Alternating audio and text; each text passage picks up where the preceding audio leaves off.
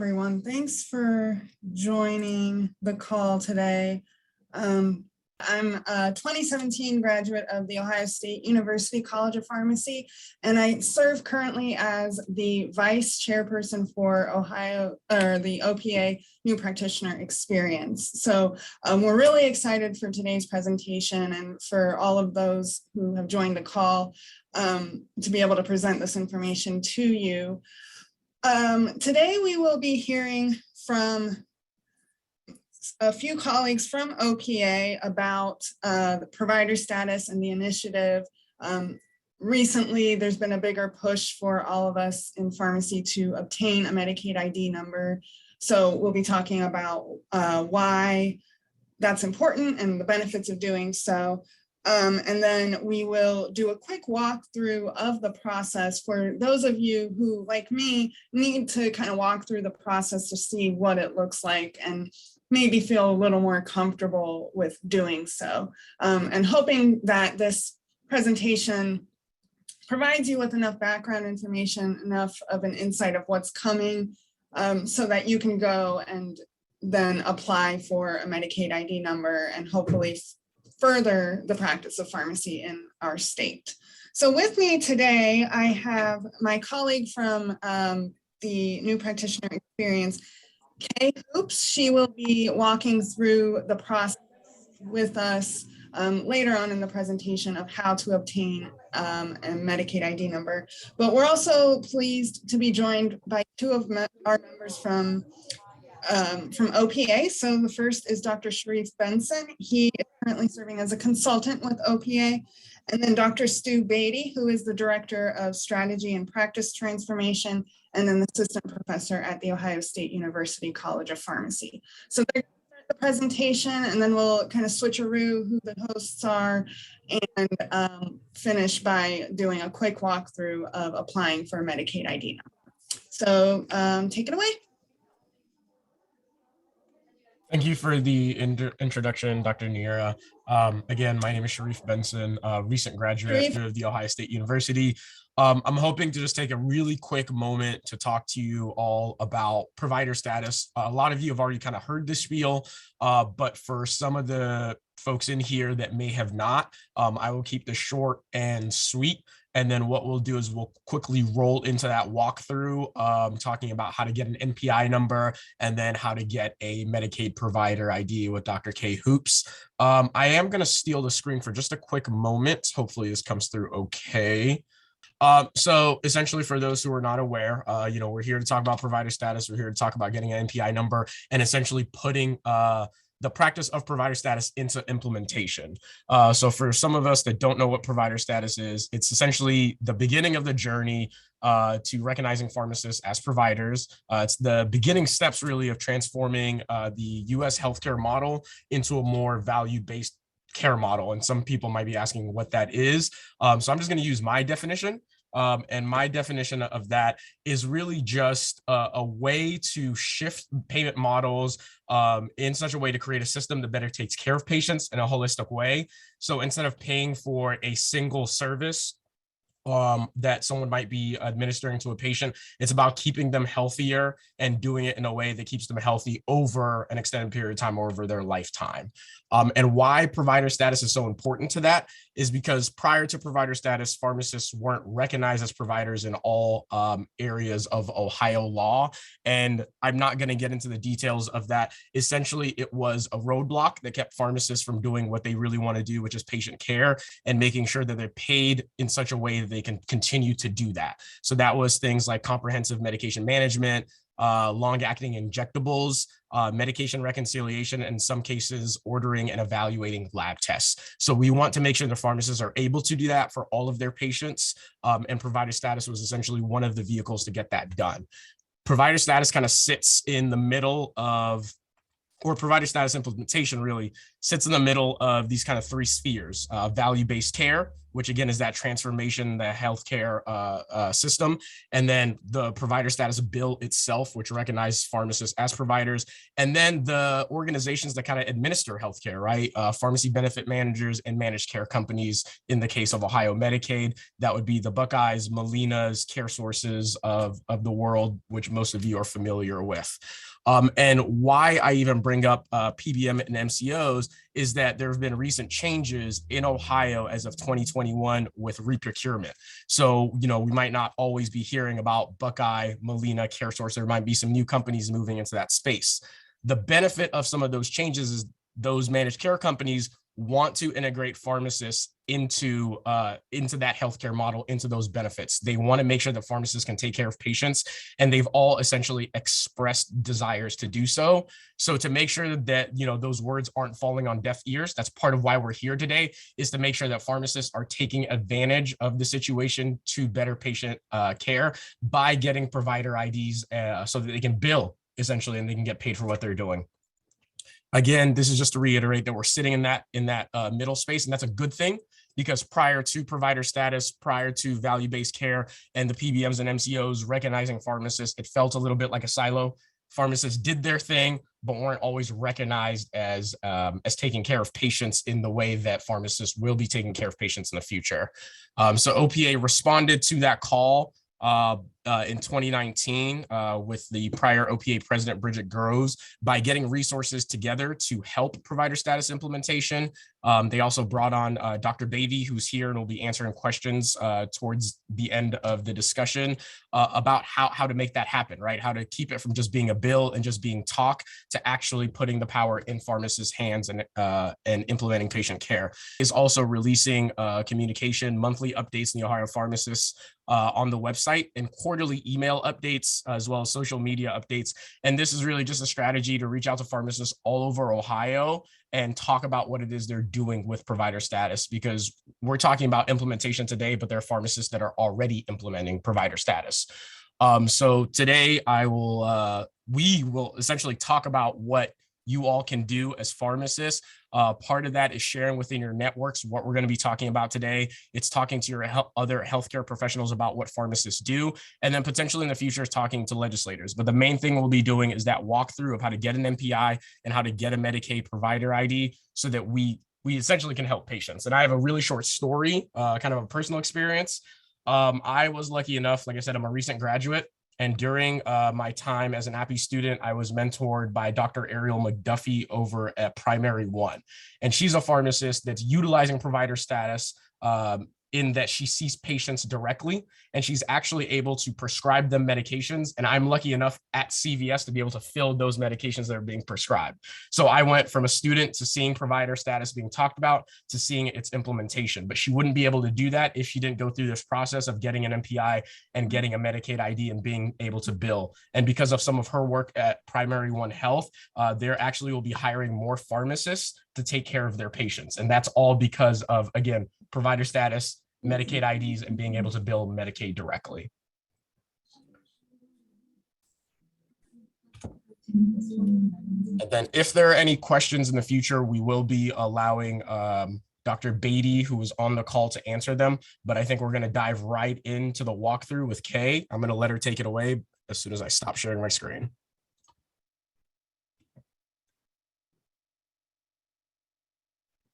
Alrighty, well, welcome everyone. We are really excited you're all here. Today, my main role is actually just to play a guinea pig for you all. So I have not yet gotten my Medicaid ID either, and that was kind of the purpose. So to walk through in real life, whatever little obstacles we might hit, we will walk through together. Nira is going to assist me as she actually has the chance to have already gotten her IDs. So she already did the process a bit in case we do get stumbled there. She will be helpful, but we're gonna walk through really quick first, the NPI numbers. So I do have that from a few years back. I am gonna share briefly on my screen a walkthrough that OPA has available. Same thing, did that show up for you guys? Okay. Wonderful. So OPA has done, of course, as they always do, supplied us with a lot of resources that we can easily access and walk through these steps to get our NPI and our Medicaid IDs. So the CMS, Centers for Medicaid and Medicaid Services, most of this is really very straightforward as far as a plug and chug system to get your NPI number. So in order to get the Medicaid ID, it will ask for your NPI number. So this is one of the steps that we would recommend you go through ahead of time. Like I said, a lot of filling in each individual box and going through all those steps. Our main focus for today being the Medicaid ID. I want mainly to make sure you all know this is available to you. We're happy to send it out if you haven't received it already. Created by OPA, so we have that to reference, but really just following exactly through those steps so that you have your NPI number, because it will be step one in getting your Medicaid ID. The only other thing I did briefly to prepare for today was the very first step in our Medicaid ID portion is that I got my W9 form filled out so that we would have that available as well. That is one of the first steps in this how-to walkthrough, the steps to obtain the Medicaid ID. This link here walked you through that. Again, really, really easy. The hardest part is honestly probably having to print and scan it back in just so it has your signature available on it. So those are the steps I did to prepare for today. Aside from that, we're going to jump in and start with actually getting our Medicaid ID. So going to this link here, we will start out. And again, Mira, if you see that I'm doing something incorrectly, please let me know. You're doing well, Kay. And this handout that Kay is referring to is available on OPA's website, and it does a good job of going step by step with what we need to do in order to apply for a Medicaid ID number. So we can share that in the chat later as well. But yeah, Kay, you're on the right track. Absolutely. So yes, anyone that can't find resources, please let us know, but they are out there.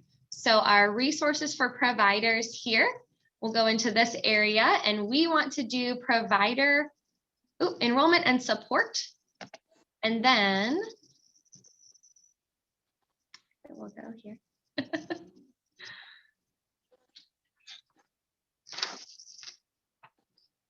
Okay, and then scrolling down to provider enrollment. After this section, we want to do enroll. Hey, Matt, I don't think I got any email from.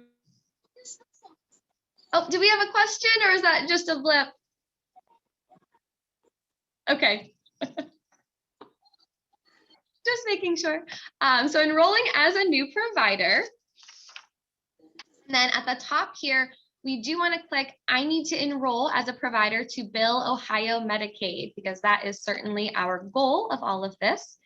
When I select that option, there is the button that shows up at the bottom under our new application.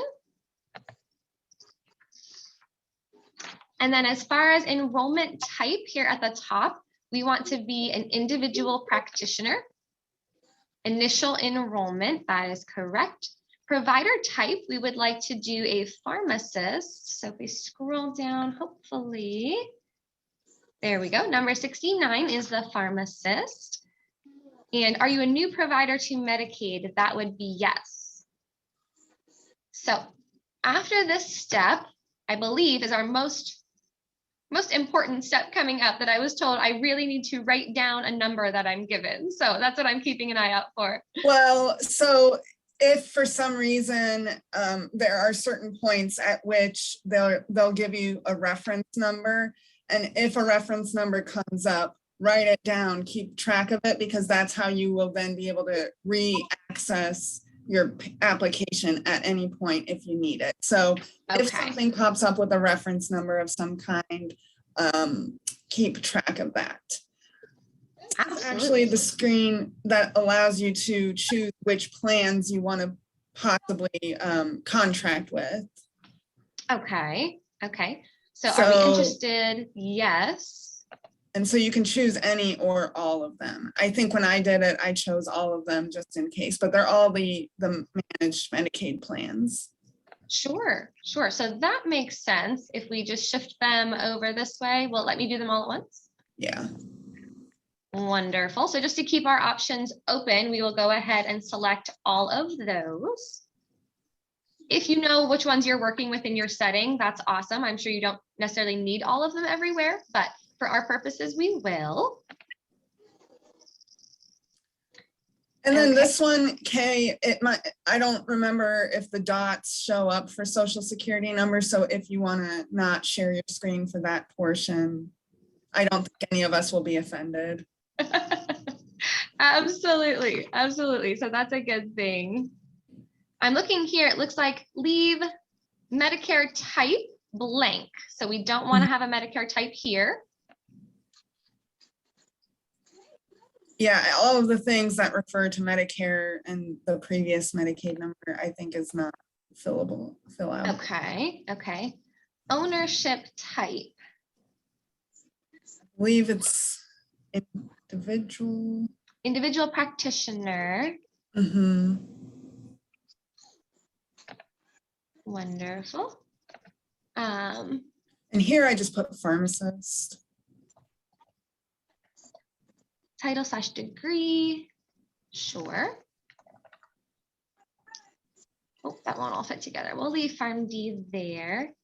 And then, yeah, I'm going to go through, hopefully fill out the rest of these. So I only have to unshare for a moment.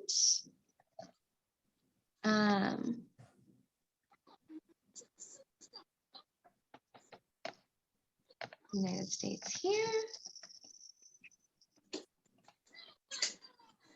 One.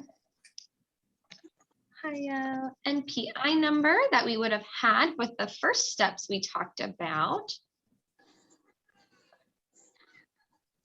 That is verified. Pharmacy license number is the third thing that we would want to have available to us before starting this process. So mainly your NPI, your license, and then getting that W-9 form signed. Ohio Board of Pharmacy would be there.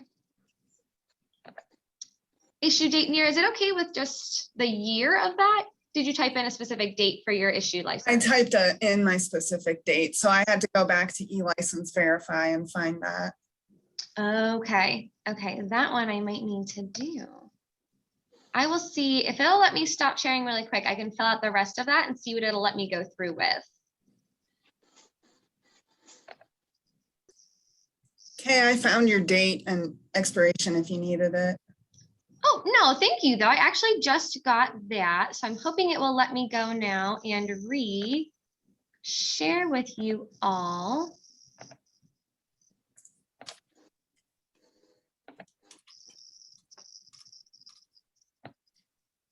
Are you able to see So now? after you fill out the demographic information, this is the first place here on page 5, this ATN, you'll want to keep track of this number.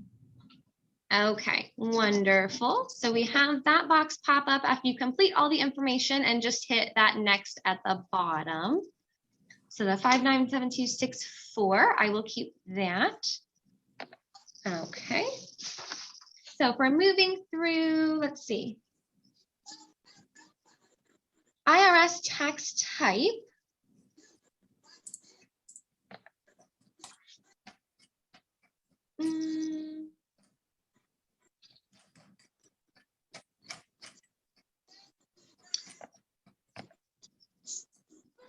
Social security number. Yeah, so I'm wondering if it's going to have me go through all of that again. Oh. Oh no.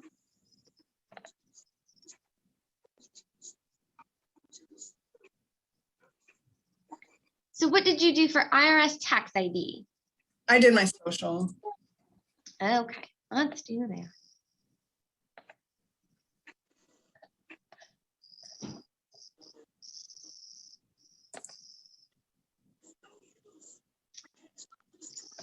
Okay, and after I pull that down, it does continue showing that on screen. So it's asking for name and address next. Mm-hmm. And I will enter that, but it's keeping the social up. So I will just take one moment. Yep.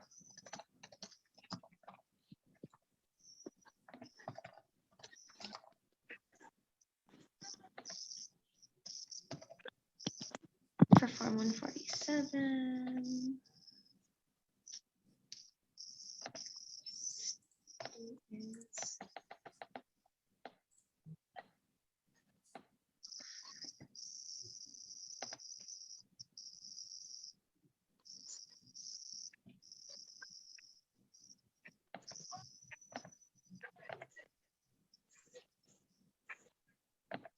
Okay, I believe we are good to go there. Yep, so there was just some tax information questions. If you don't have a DEA number, skip this page. So you would just say next. And on that last one, the OPA document does have just a couple little questions as far as like the IRS effective date, yes to W-9 form, no to the Form 147. So other than your name and address and everything, it has all the answers to the rest of those. And then we will skip DEA. So then here you'll type in your practice location. If you don't have a practice location, this could be your home address. Yeah. So let's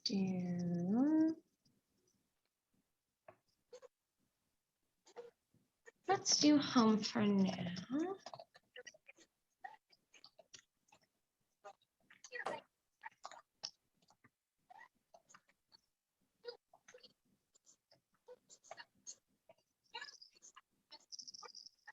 Okay.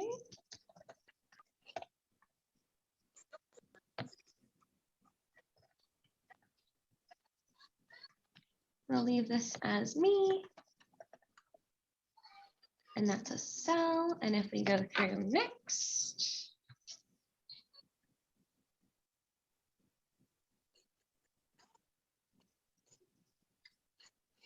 Oh, it came up with an alert. What did we do there?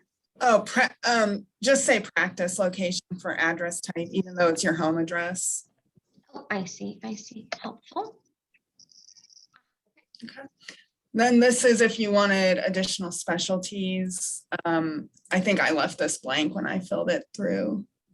Or, well, you have to choose ATN, or I'm sorry, I'm looking at the wrong thing. Yeah.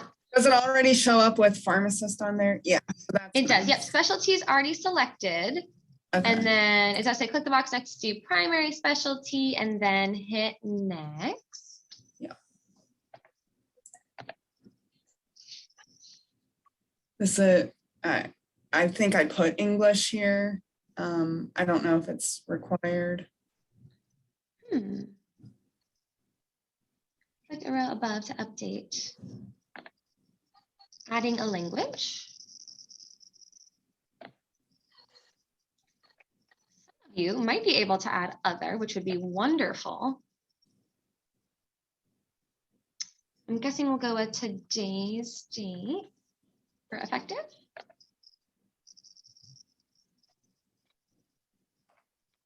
And then here, if you're affiliated with a group practice or practices, but you're filling this out as an individual, so. Okay. Okay, so basically we'll hit through, as I say, the next, all the steps on here are leading towards submit. So we will next through. This is if you've committed a crime. Sure. Oh, you or anyone in your organization. Okay. Okay. So no. And then that should, I believe, be one of our last. Oh. There's a couple crime questions. Okay. As a provider or owner. Okay.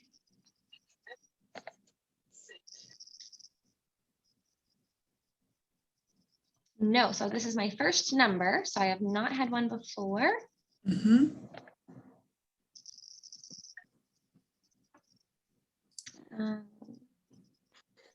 Have you ever been sanctioned by Medicare? Okay. So a lot of no's. This is your legal name, needs to be up there. Okay.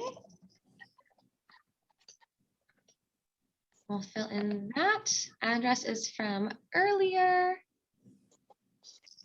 And Going you do down have, to, we have to accept their terms, I would assume. oh, also up there at the front page, preferred contact method. the Oh, last thank you. one. Yeah.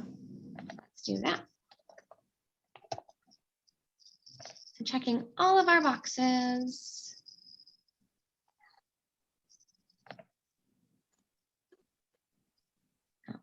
Okay. 5-year limited provider agreement.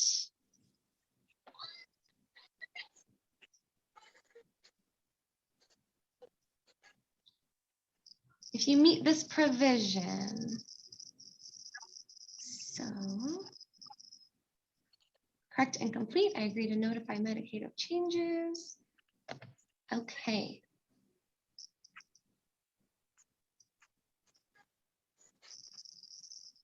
So I guess this provision check, I feel this is below or above?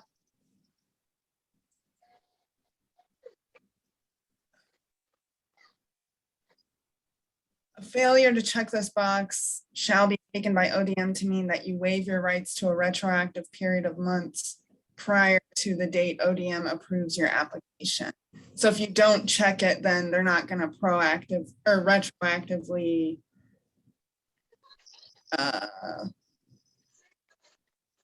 Failure to check this box.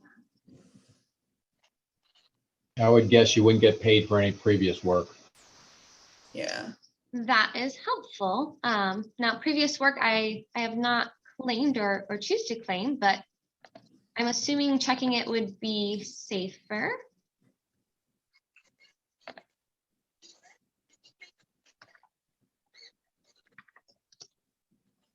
Okay, and if we go down to the bottom, that should be everything. Mira, what do you think?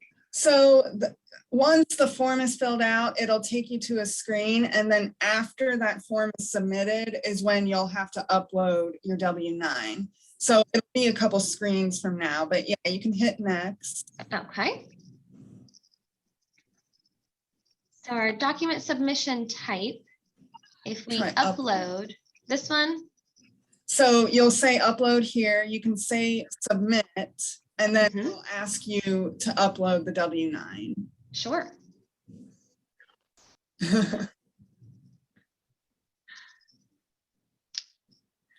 Well, while that's loading, Sharif had something additional he was going to talk about related to NPIs. Sharif, is now a good time?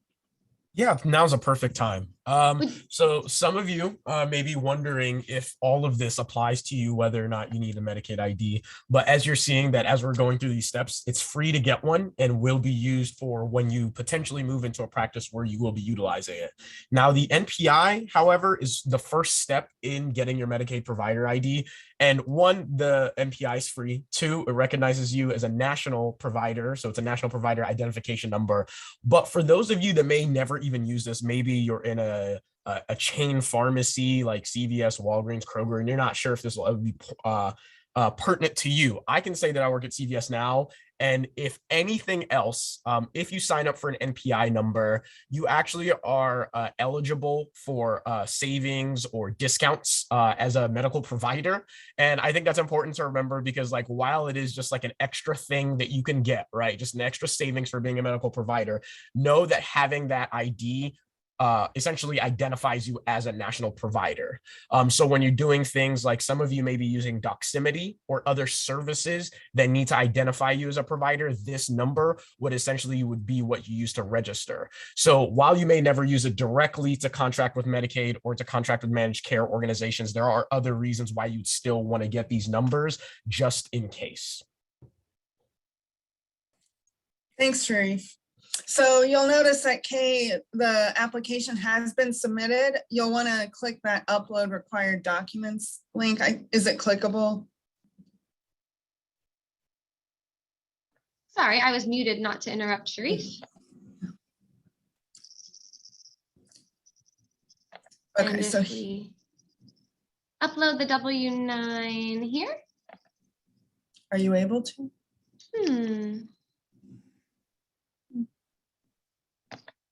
I don't believe at the moment I am. Okay. So that is the final step though. So the application was received and this would be our final step to go in and upload.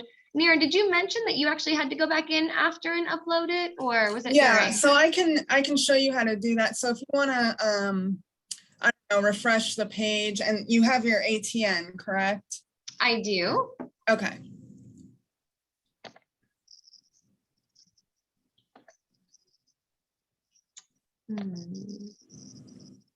I'm not sure where it's easiest to get back to where you would like me though. Oh, just get back to the Ohio Medicaid enrollment page. Sorry, the attachment upload tab Oh, at the top of your screen.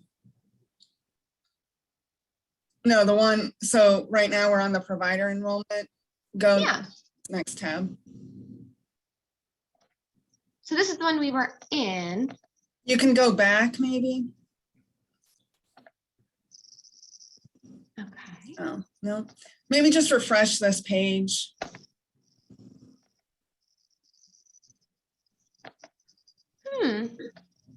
It's not seeming to. I wonder if I'm in a browser that it doesn't like using. Here, maybe let me pull up, I'll look into your application. Let me see if I'm able to do that. Just let me just. So there's sometimes where problems with certain browsers early on. I don't know if that's the problem here, or if you go all the way back out and put that number in, okay, you may be able to upload the attachment now. I'm not sure why this step gets so hard, but if you look up, if you go back and look up where you had already started, sometimes it allows you to do it then, but you will need to do that step. Okay, so if I'm trying to go back, kind of back to the beginning here, because refreshing isn't giving me an option at the moment, would it be going all the way back to like this home screen?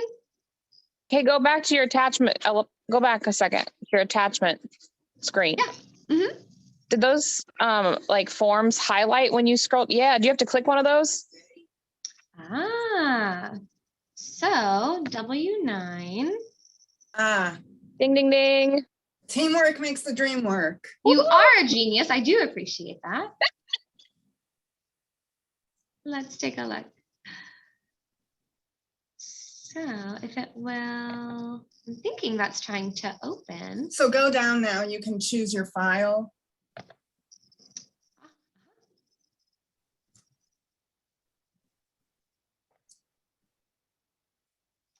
So I put it on the desktop ideally so that it would be handy. And then say upload. And then if we upload,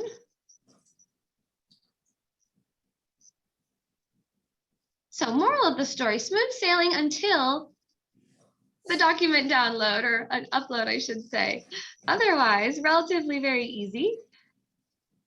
And then it took me, I didn't check the status. I didn't receive notification that my enrollment had been completed, but a few weeks after I enrolled, I checked the Ohio Medicaid provider list. I typed in my name, and my name showed up as enrolled. So As a provider. I didn't receive an email or a letter or anything. Okay. You so should receive an email, so you may want to just check. If you didn't, I'm not sure what happened, but most people I think are getting an email, so you may want to check your junk mail. Oh, okay. Well. My colleague also, my colleague had enrolled like last spring, and we were just playing around to see if we could find people's names, and her name didn't show up. So she had to call Ohio Medicaid, and they said she was enrolled. So I don't know what the issue was. Yeah, I think the bottom line is make sure you go back and check, because that step you just had a problem with, Kay, is where most people have had problems with that W9 upload for whatever reason. Sure. So I think it's good to make sure if you don't get an email, they say it should take at the most 2 to 3 weeks to go through the process. So if you haven't received an email in 2 to 3 weeks, it's probably worth, one, checking your junk folders, and then two, just calling Ohio Medicaid, which sounds daunting. But usually they're actually pretty good to get on the phone and then walk through if there's a problem or if it's all the way through. Wonderful. Well, I can go ahead and stop sharing for now, but basically as a very quick recap, getting your NPI first, having that number, using your license number and the date you got your license, having the W-9 filled out, and then walking through these steps here are the biggest things, but otherwise I would hope relatively easy. So I thank you all for your patience with us as we worked through how to be a guinea pig and get your Medicaid ID. Questions, I know both Stu, Sharif, Mira, myself, I think there's a lot of us available, some obviously more educated than others. So feel free to either unmute or questions in the chat, but thank you all so much for your time.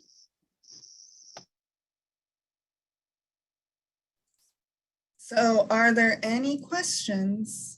We have Dr. Beatty and Dr. Benson available to answer them.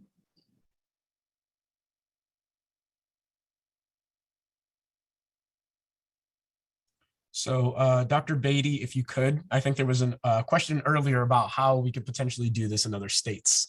I think that might be the first question, I guess, to be answered.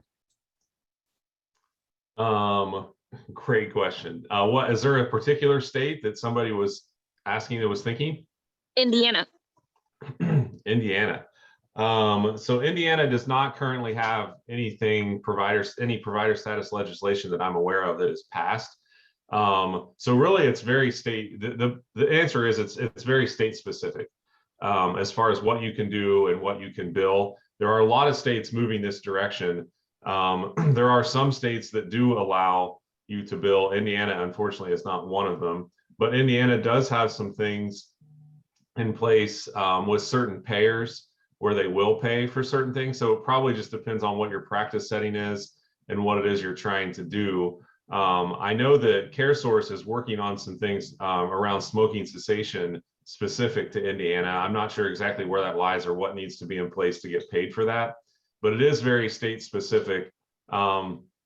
I've been talking to people from other states and from the equivalent of OPAs at the other states to kind of talk about where they are in the process, trying to share some things that we've had success with, like just having this session's great just to walk through. You can see there are a couple little hiccups, but really it's not extremely cumbersome to go through, and just trying to encourage people to do it. So we're trying to share as much as we can across states and trying to make sure that we get this push, because I'm not sure when or if anything's going to happen nationally. I think we need to continue to make waves with all the states to push it federally.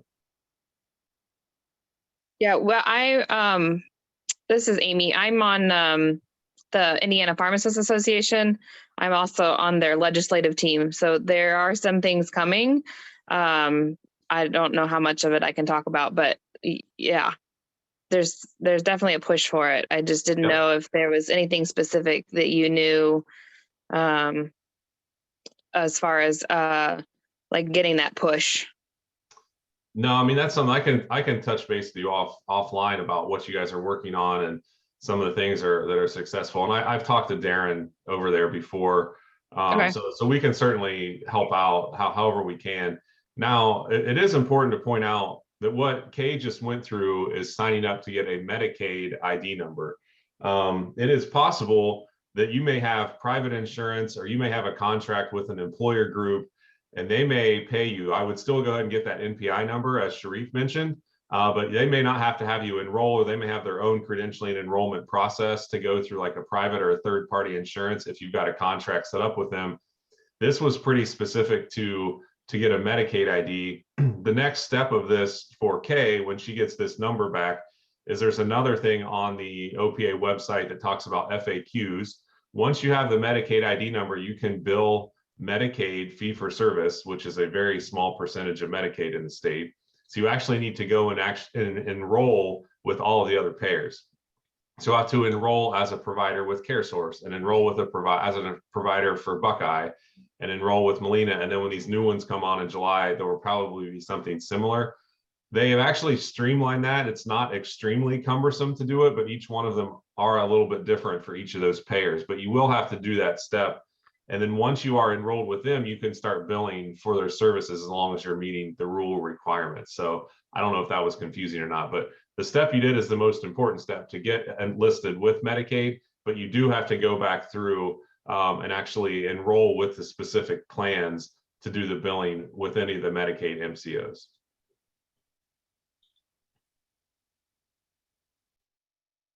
And maybe the saddest thing about all of this is the MCOs can always decide to credential a pharmacist. They just have to decide to start paying for pharmacist services. They don't need the state of Indiana to say all of a sudden pharmacists are providers. The insurance company can just decide tomorrow, oh, we're going to pay pharmacists because there's an advantage. They just haven't gotten there yet. I think it's also good looping in your contracting team at your hospital or health system or pharmacy, wherever you're at, because a lot of times in that negotiation of renewing insurance contracts, you can add in certain codes that can be reimbursed for pharmacists. You just got to do your research on which ones you plan to bill and which ones you want them to lump into that contracting period. Yeah, if you happen to be at a health system or at an FQHC, it's definitely worthwhile to go talk to that credentialing team because one, they know how to do this with all the plans, but then they can also ask questions. Like Max stated, there are some plans out there that actually will pay pharmacists, but it's kind of hard to know what that is. So those health systems and those FQHC folks may need to ask those questions instead of you having to track it down for you. Have that credentialing office or that billing office kind of do that for you. It's still worthwhile to go in and get your NPI and your ID number, I think, to tell them like, here's my ID number, but then see what processes they have in place for your institution, if that's where you work. If you're in the community, you might have to go about it on your own at this point, because most people don't have any type of credentialing office in the community setting yet. And anyone that belongs to larger organizations, you might want to check and see if your organization's health insurance plan will pay for pharmacist care. If not, what can they do in their renegotiation to make sure that pharmacists are covered as a provider under your own health insurance plan? Us small employers, we struggle to try and get something like that done, but I at least personally am hoping that the larger organizations will start to make sure that their health insurance contracts do cover pharmacist services.